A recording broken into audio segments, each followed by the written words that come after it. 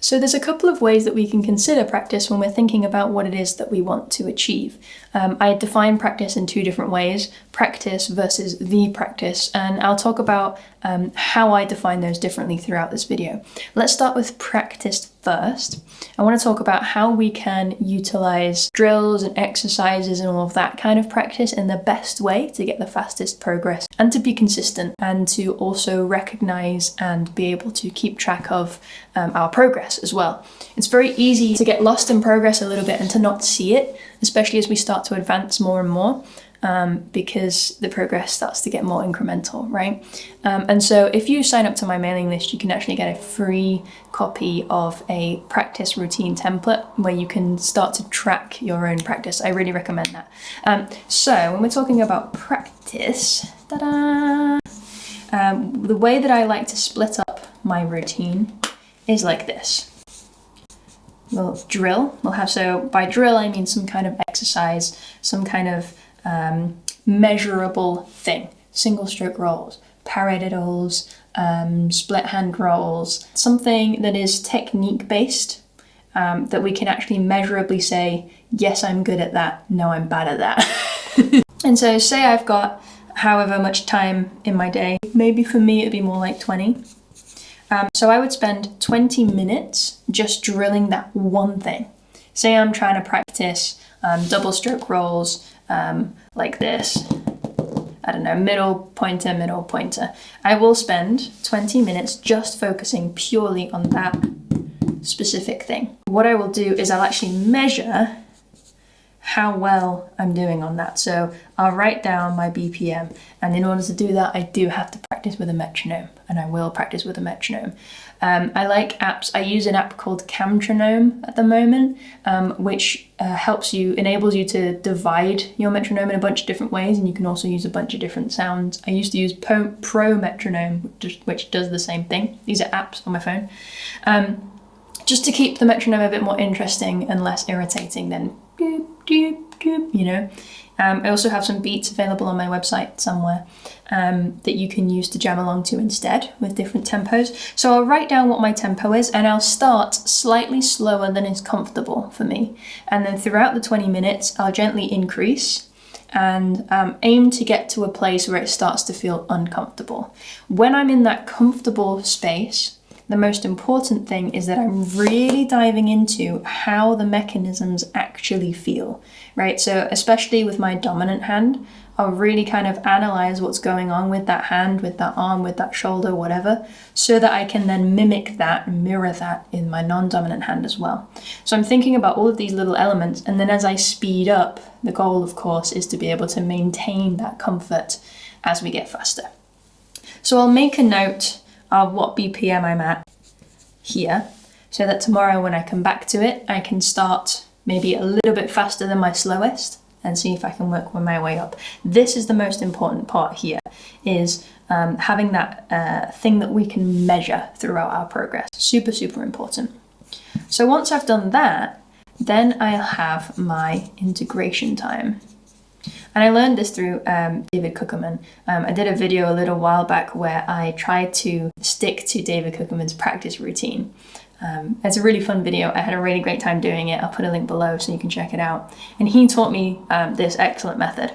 So now I'll spend exactly the same amount of time integrating that. I'll take this drill, maybe I'll put it into a groove, or if it's already a groove, maybe I'll put it into some melodic context.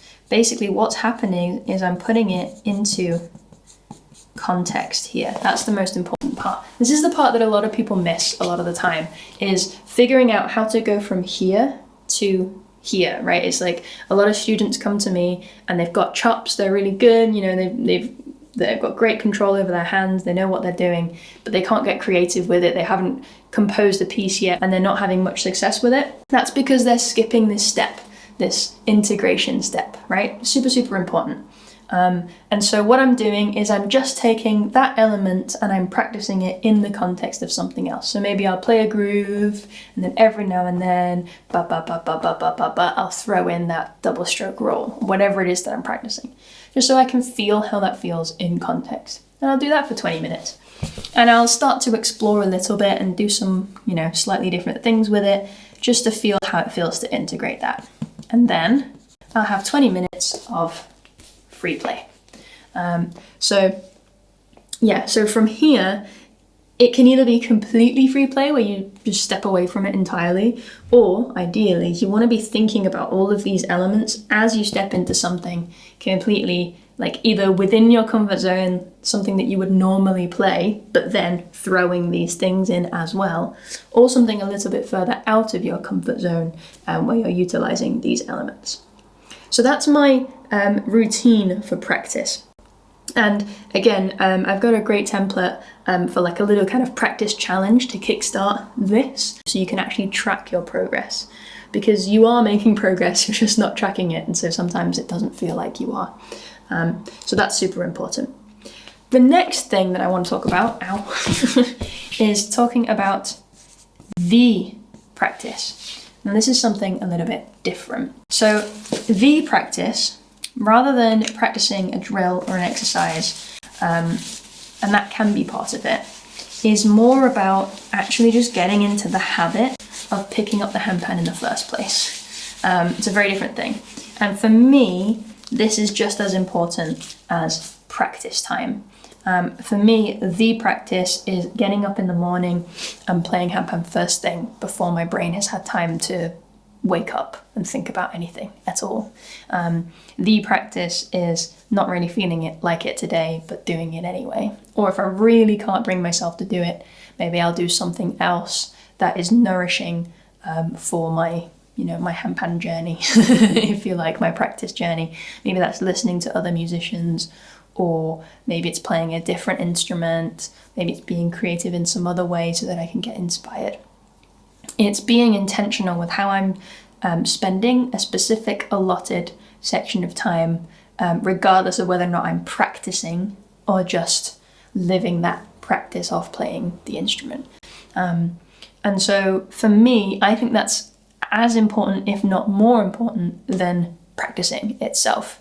Because that's what builds the habit and that's what builds the relationship with the instrument. So for me, my favorite time is first thing in the morning to just play with no judgment. Sometimes I come up with some really good stuff. Sometimes nothing really happens and it doesn't matter.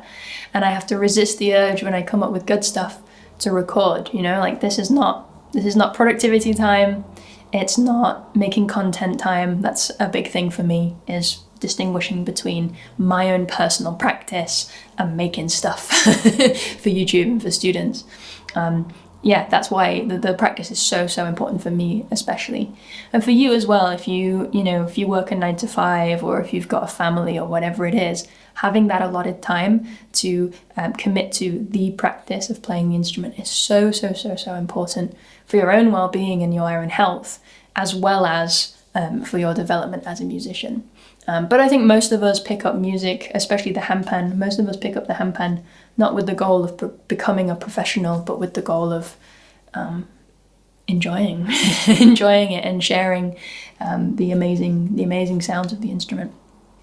So coming up next month is January, and as some of you might already know, January is a very important month on this channel now, because January is when Handpanuary happens.